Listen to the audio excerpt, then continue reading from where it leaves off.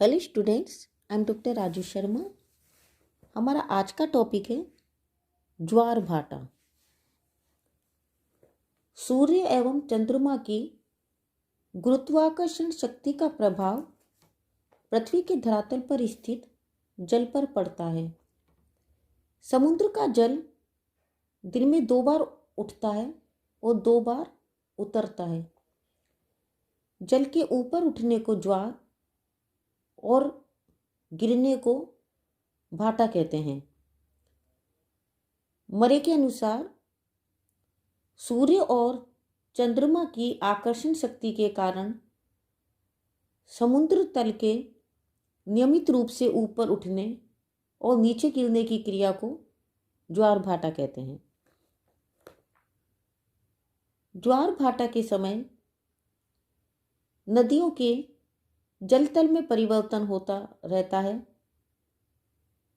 जब समुद्र में ज्वार का समय होता है तो नदियों की धारा का जल तल भी ऊपर की ओर उठ जाता है। इसके विपरीत जब समुद्र में भाटा का समय होता है तो नदियों की धारा का जल तल नीचे की ओर होकर बड़ी तीव्र गति से बहता है। ज्वार भाटा और इससे संबंधित कुछ क्रियाओं का पूर्व संबंध सूर्य और चंद्रमा की आपसी आकर्षण शक्ति ही है।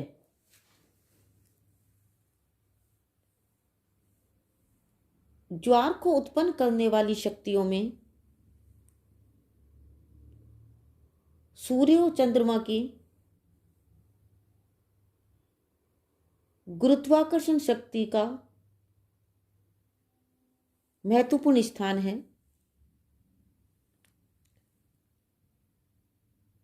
चंद्रमा और सूर्य की गुरुत्वाकर्षण शक्ति द्वारा सागरों में ज्वार उत्पन्न होते हैं। न्यूटन ने यह स्पष्ट किया है कि ब्रह्मांड के प्रत्येक ग्रह, नक्षत्र, तारे गुरुत्वाकर्षण के द्वारा एक दूसरे को अपनी ओर खींच रहे हैं। न्यूटन के अनुसार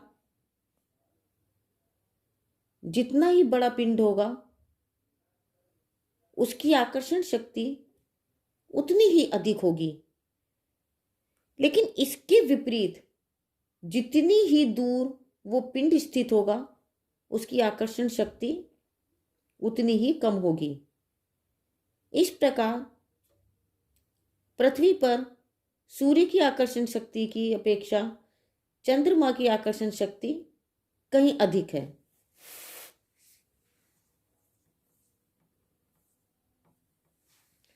ज्वार उत्पन्न करने की शक्ति चंद्रमा की 11 और सूर्य की 5 गुना आंकी गई है।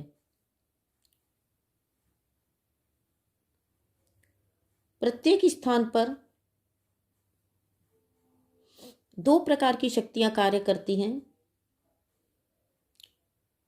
प्रथम गुरुत्वाकर्षण शक्ति और दूसरी अपकेंद्र शक्ति। गुरुत्वाकर्षण शक्ति प्रत्येक पदार्थ को अपने केंद्र की ओर खींचती है, जबकि अपकेंद्रीय शक्ति के कारण प्रत्येक वस्तु बाहर की ओर खींचती है।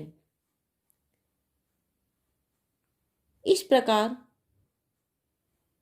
चंद्रमा की शक्ति से पृथ्वी पर स्थित सागरों का जल चंद्रमा की ओर खींचता है, जिससे ज्वार उत्पन्न होते हैं। चंद्रमा पृथ्वी के क्षेत्रों को अधिक दृढ़ता से आकर्षित करता है जो उसके समीपतम होते हैं। इस प्रकार चंद्रमा पृथ्वी का चक्कर काटता है तो वो कभी समीप आ जाता है तो कभी दूर चला जाता है। समीप की स्थिति को पेरिजी और दूर की स्थिति को एपोजी कहते हैं। सामान्यतः पूर्णमासी के दिन चंद्रमा अपनी कलाओं से पूर्ण रहता है और इसी समय वास्तव में ऊंचे ज्वार उठते हैं जो कि हाई टाइड्स के नाम से पुकारे जाते हैं। इसके विपरीत जब चंद्रमा से पृथ्वी के विमुख क्षेत्र जहां पर यह शक्ति इसके विपरीत पड़ती है तो जल नीचे को उतरने लगता है जो भाटा के नाम से पुकारे जाते हैं।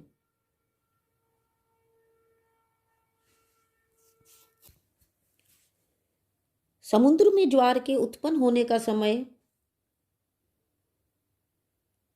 एक ही नहीं है।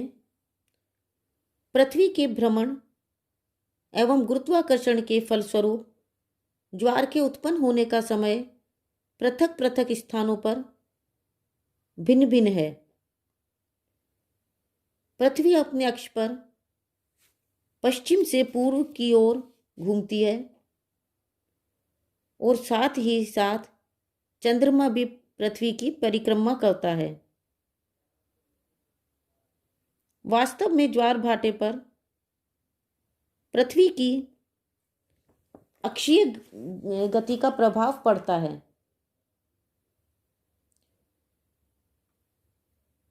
पृथ्वी अपने अक्ष पर पश्चिम से पूर्व की ओर घूमती है और 24 घंटे में एक चक्कर पूरा कर लेती है। इस गति का ज्वार पर प्रभाव पड़ता है। माना चंद्रमा स्थिर है, केवल पृथ्वी घूमती है। जैसे ही पृथ्वी का कोई बिंदु चंद्रमा के सम्मुख आता है तो वहां सम्मुख ज्वार उत्पन्न हो जाता है। यदि इस अवधि में चंद्रमा भी गति करे तो किसी बिंदु पर ज्वार उत्पन्न होने के समय में परिवर्तन हो जाएगा। चंद्रमा भी उसी दिशा में घूमता है जिसमें पृथ्वी घूमती है। इसलिए चंद्रमा अपने अक्ष के किसी बिंदु से लगातार दूर हटता जा रहा है। जब पृथ्वी का कोई बिंदु 24 घंटे बाद पुनः आता है तो इतनी देर में चंद्रमा वहां से हट चुकता है।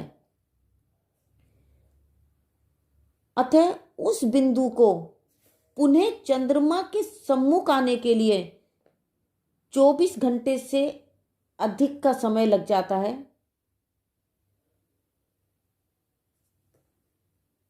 अतः किसी स्थान पर सम्मुख ज्वार 24 घंटे 52 मिनट बाद आते हैं, क्योंकि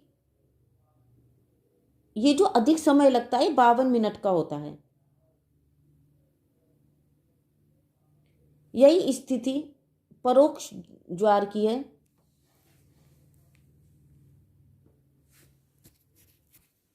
सूर्य की ज्वार भाटा उत्पादक शक्ति चंद्रमा की अपेक्षा लगभग आधी होती है। जब सूर्य और चंद्रमा एक सीध में होते हैं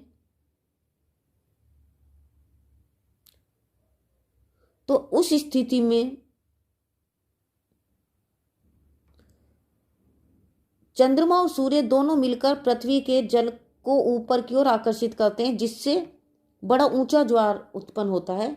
इसे वृहत ज्वार कहते हैं। जब सूर्य और चंद्रमा परस्पर समकोणिक स्थिति में होते हैं तो उस समय सूर्य और चंद्रमा पृथ्वी के महासागरीय जल को अनेक दिशा में आकर्षित करते हैं। इससे जो ज्वार भाटे उत्पन्न होते हैं वो साधारण ज्वार भाटे की अपेक्षा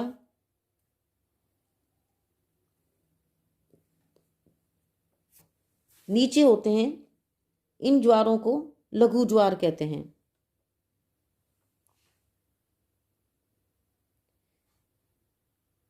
जब चंद्रमा समीप की स्थिति में होता है तो पृथ्वी के बहुत समीप हो जाता है। इससे चंद्रमा का जो आकर्षण है वो बढ़ जाता है और ज्वार साधारण रूप से ऊंचा होता है। इसे समीप स्थिति का ज्वार कहते हैं।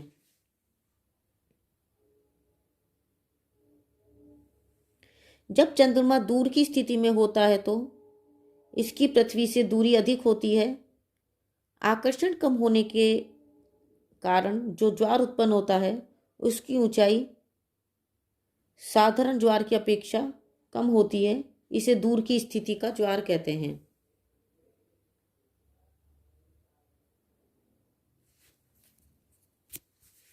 चंद्रमा का अधिकतम झुकाव कर्क और मकर रेखा पर क्रमशः उत्तरायण और दक्षिणायण होता है। इस कारण कर्क और मकर रेखा पर उत्पन्न होने वाले ज्वार को अयन वृत्तीय ज्वार कहते हैं।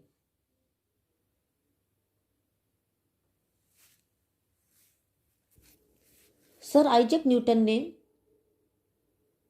ज्वार भाटा के विषय में संतुलन साध्य का प्रतिपादन किया। उन्होंने बताया कि सृष्टि का प्रत्येक पदार्थ एक दूसरे को अपनी ओर आकर्षित कर रहा है। महासागरों में उत्पन्न होने वाला ज्वार भाटा इसी आकर्षण शक्ति का परिणाम है। जितना बड़ा कोई पिंड होगा उसकी आकर्षण शक्ति उतनी ही अधिक होगी। इसके विपरीत जितनी दूर वो पिंड स्थित होगा उसकी आकर्षण शक्ति उतनी ही कम होगी। यही कारण है कि हालांकि सूर्य चंद्रमा से बड़ा होने के कारण उसकी आकर्षण शक्ति चंद्रमा से कई गुना अधिक है, लेकिन पृथ्वी से काफी दूर स्थित होने के कारण सूर्य की आकर्षण शक्ति चंद्रमा की अपेक्षा बहुत कम रह जाती है।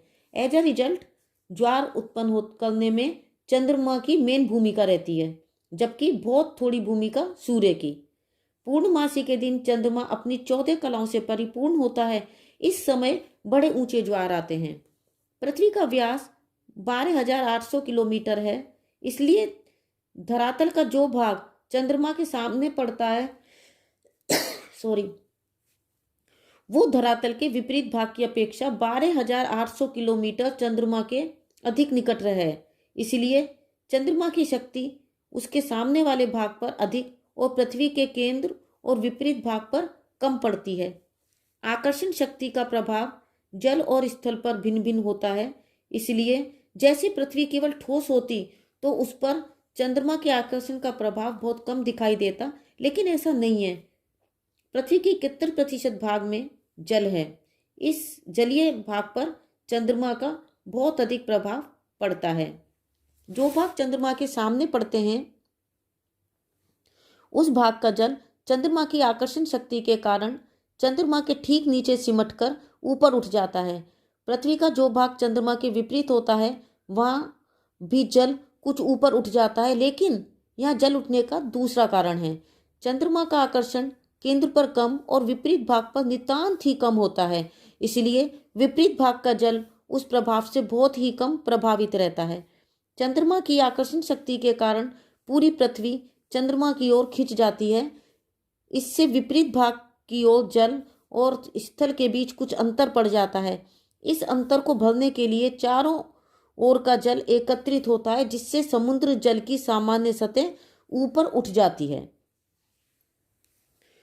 तो बच्चों आज के लिए बस इतना ही। Thank you.